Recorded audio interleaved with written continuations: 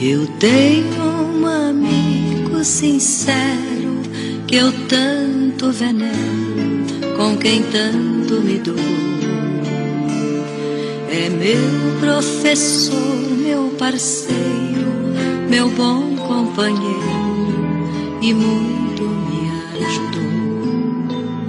Me ensina a ser caridoso, a não ser orgulhoso e a orar sempre a Deus. E quando eu tenho um dilema, resolvo o problema com os conselhos seus. E quando eu tenho um dilema, resolvo o problema com os conselhos seus. Evangelho de luz, Evangelho de perdão, Evangelho Jesus, és a minha salvação. Evangelho de luz, Evangelho perdão, Evangelho Jesus, és a minha salvação. E quando a angústia revolta, eu não acho a porta, não vejo a solução. É Ele, o amigo adorado, que está sempre ao meu lado e me traz a consolação. Se choro ou preciso socorro, a Ele recorro e por feliz me dou. Ele é o Evangelho novo, é a mensagem que ao povo o Cristo deixou. Ele é o Evangelho novo, é a mensagem que ao povo o Cristo deixou. Evangelho de luz, Evangelho perdão, Evangelho Jesus, és a minha salvação. Evangelho de luz, Evangelho perdão, Evangelho Jesus, és a minha salvação.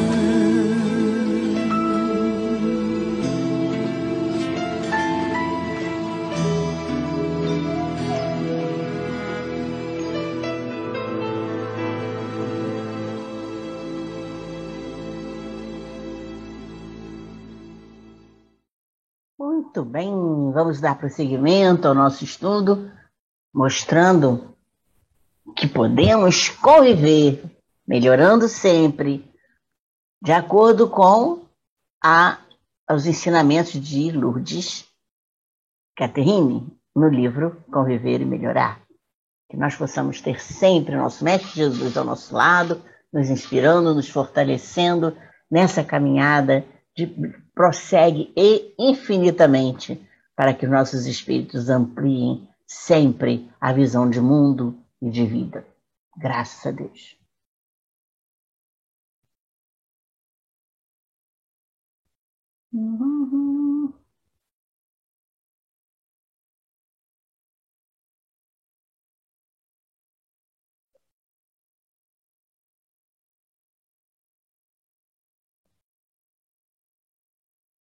Estamos aqui com o nosso livro, Conviver e Melhorar, trazendo os espíritos Lourdes Catherine e Batuíra. Hoje continuaremos na primeira parte, que é o trabalho de Lourdes Catherine. Um capítulo 2, Autêntica Liderança. Ela traz um estudo inicial, uma fala de fatores limitantes. Frequento um centro espírita onde há enorme rivalidade entre dois grupos. É uma verdadeira guerra dissimulada entre duas pessoas. Uma quer continuar a ser o líder, a outra quer o lugar daquela a qualquer preço. Por trás, existe um interesse mesquinho e particularista em servir e agradar os ceareiros, a fim de conquistar simpatia, amizade e, como resultado, obter adeptos de uma causa própria. Como entender tudo isso? Qual deve ser minha posição num lugar onde se ensina união, solidariedade, amor e, no entanto, disfarçadamente, atacam e rebaixam uns aos outros? E aí, para expandir nossos horizontes em relação a isso, ela continua o trabalho em cima desta questão: rivalidade, liderança, como lidar com grupos, né? Ela então começa falando sobre o homem livre. E ela diz que o homem livre não precisa dominar pessoas, porque liberdade é um sentimento oposto ao desejo de mando. Os dominadores são aqueles que não conseguem se sentir valorizados como pessoa, não conseguem ficar sem dominar os outros. Então, valorização para eles é quando eles estão no auge do poder.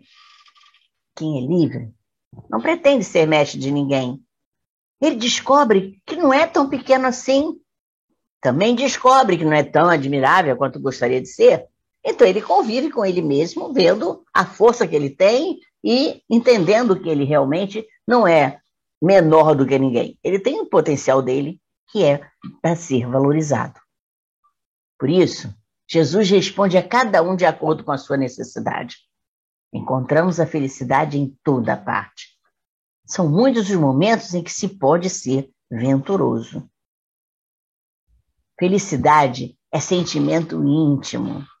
O exterior apenas ajuda que entremos em contato com esse sentimento. Mas ele já existe em nossa intimidade. O contexto exterior interpreta a nossa essencialidade. Mas precisamos confiar em nossa sabedoria. Nós só podemos decidir o que é certo para nós mesmos. Não podemos olhar fora para decidir a partir de fora. Nós vamos olhar o contexto vai interpretar o que está dentro de nós. Se é bom, se é ruim, se traz alegria, se não traz alegria, se brota algum sentimento positivo ou não.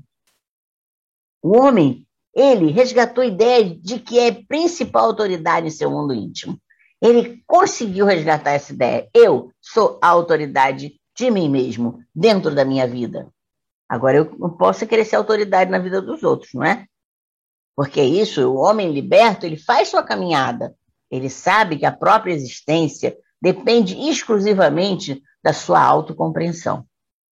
Na cidade da vida, quando pensamos estar subindo a rua da felicidade, às vezes estamos descendo a ladeira da decepção.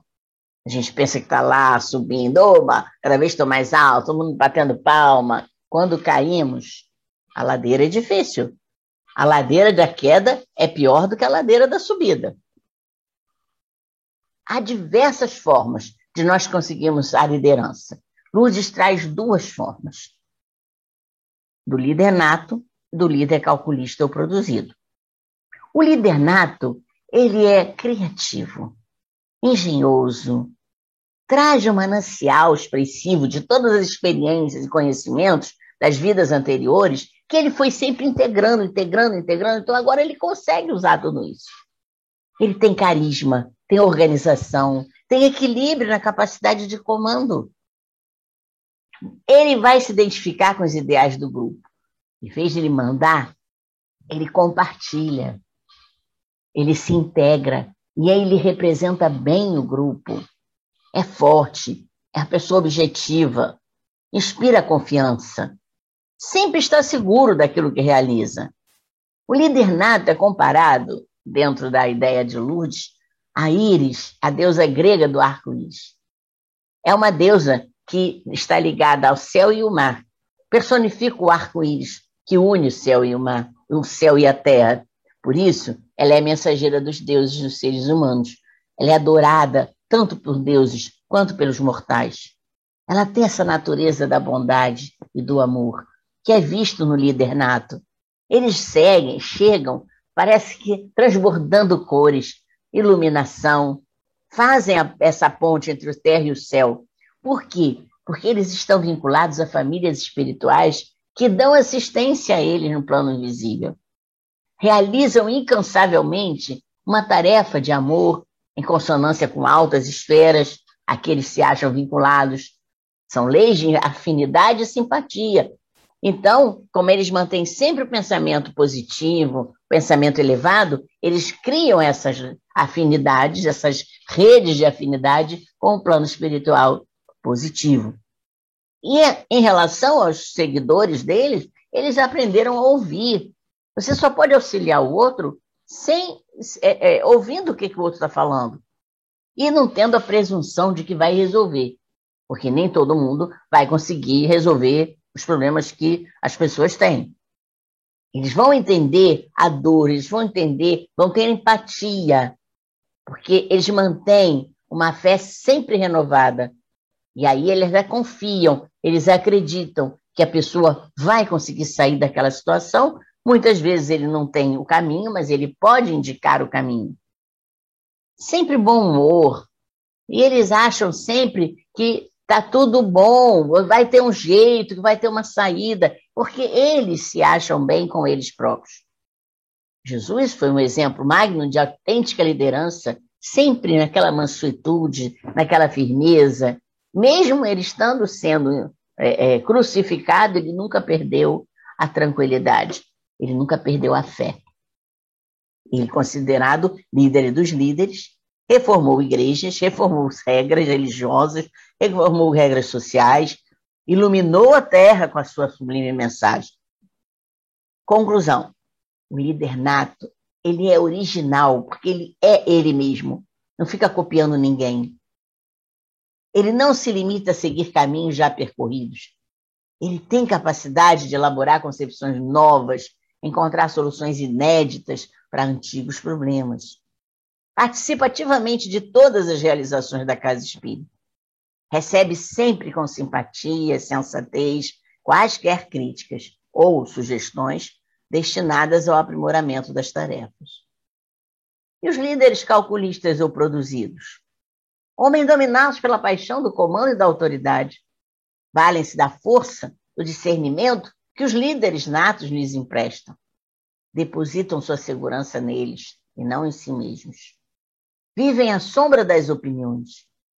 Os líderes calculistas são comparados por Lourdes à flor de lis, vaidosa, porque são usadas como emblema dos reis da França. Toda a nobreza utiliza a flor de lis como emblema, cresce lançando um olhar superior para as outras flores, como o rei para os seus vassalos. Os líderes calculistas, eles se posicionam assim.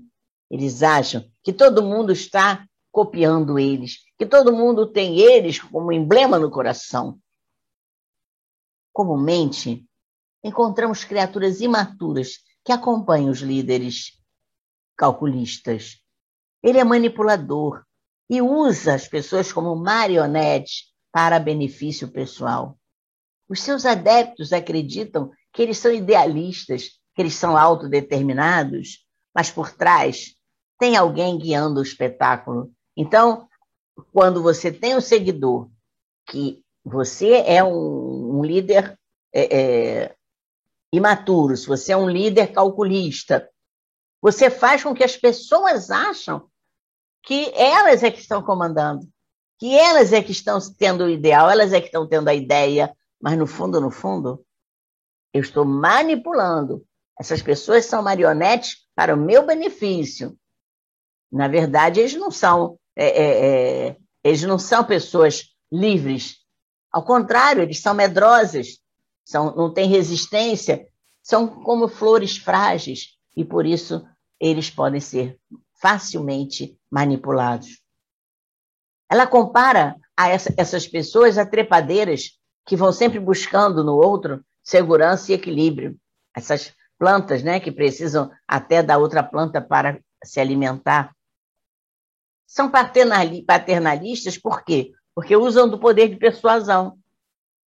Aquela voz meiga, aquela voz amistosa, E aí vai fazendo exatamente com que o outro siga a ideia dele. E o outro está achando que ele é o paizão, né? Ah, pois se ele quer o meu bem, ele está fazendo tudo por mim. A situação não é bem assim. Querem arrumar e resolver problemas que não são de sua competência. Demonstram empenho oportunista em relação ao bem-estar das pessoas. Vão instigando simpatizantes contra um inimigo imaginário, pensando obter união de equipe. Então, eles vão botando pessoas contra outras, contra político, contra poderes, contra até mesmo religiões, né? Porque eles colocam que o outro é inimigo, eles têm que seguir o que eles dizem. Quando manipulamos o outro, atraímos para nós sua própria vida. E o que acontece? Ele vai fazer parte do nosso destino, a gente vai se enganchar com ele. Carregamos todos os seus problemas e necessidades. São criados muitos elos entre pessoas que não têm afinidade. Esse é o problema de manipulação. Resultado: situações complicadas, convivências desastrosas, estão sempre presentes nessas situações de manipulação. Essa liderança imita quase sempre outra que atingiu o êxito. Então, ele tem um ídolo, e aí ele vai imitando aquele ídolo e fazendo da vida dele um manancial de cópia. É uma liderança condenadora, severa, porque aceita as velhas interpretações com as quais está acostumada. Então, ela traz crenças limitantes, que são aquelas crenças que ela vai impor às pessoas que ela lidera. Não consegue vislumbrar conceitos inovadores, não consegue criar situações novas, como o líder nato, que é criativo e que aceita as ideias do outro também. O que é rivalidade? As rivalidades vão iniciando exatamente quando nós admiramos alguém e não conseguimos ser como ele. Então ele começa a ficar rival.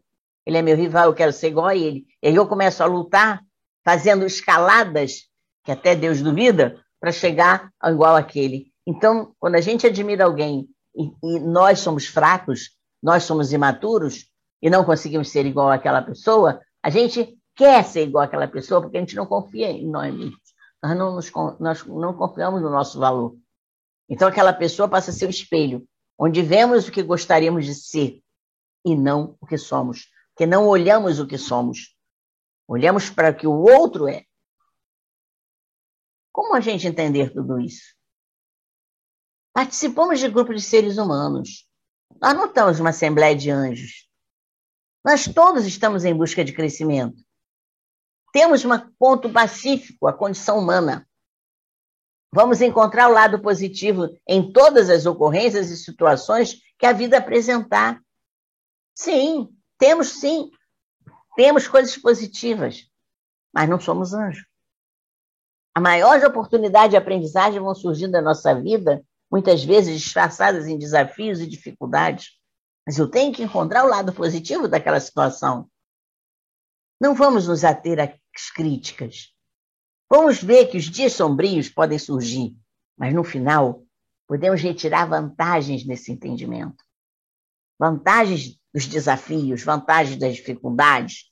Em vez da gente ficar criticando, a gente fica vivendo em energias negativas. Tem dias sombrios, dias que a gente diz assim, meu Deus do céu, esse dia tinha que acabar. E quando acaba o dia, você está exausta. Por quê? Porque você teve que lutar contra muitas dificuldades. Essas dificuldades, na verdade, é um disfarce da vida para que a gente aprenda, para que a gente tenha oportunidade, porque nós nunca vamos criar desafios para nós. Então a vida cria. Já que nós não vamos buscar o desafio vem a nós. A dificuldade vem a nós. O ser humano está em constante processo de aprendizado. Todos podemos aprender a liderar convenientemente.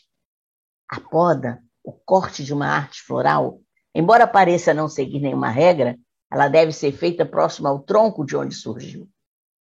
Então, se eu estou vendo aqui uma haste que está apodrecendo, eu não tenho que cortar a ponta que está podre, eu tenho que cortar o início para que floresçam outros, para que aquela parte que está lá já estragada já não contamine as demais. Então, a nossa vida, nós precisamos cortar a haste das intrigas, da maledicência. Lá, aonde está o surgimento? Observe as pessoas, analise os fatos. E se você entender que aquele fato vai levar você a um processo de intriga, corte pela raiz. Não dê margem que aquilo cresça para estragar um tronco, uma haste de uma flor que é a sua vida. Veja por si mesmo a fragilidade da situação. Olhe de uma forma neutra, para que você consiga visualizar a fragilidade, sem envolvimento emocional. Examine pontos fortes, pontos fracos, e aí eu vou encontrar o denominador comum da equação da minha existência. E aí eu vou vendo as dificuldades, quais os pontos que realmente são fortes, são fracos, e o que eu posso aproveitar dos pontos fortes e fortalecer os pontos fracos. Com essa conduta, você vai ter subsídio para tomar uma decisão prudente, sensata. E isso significa ficar neutro diante da situação, para que eu veja onde vai cortar. Aonde está o início da maledicência, o início da intriga. Então, com isso, a gente vai começar a conviver e melhorar. Lembrando, já temos o livro na FEAP, custa 47. Podem ligar para 32171002, encomendar com o Daniel, ver com ele se tem frete ou não, se você vai lá buscar. E a livraria vai estar aberta de segunda, quartas, quintas e sextas, das 15h30 às 18h, das 18h30 às 20h, e sábado, das 9h às 11h30.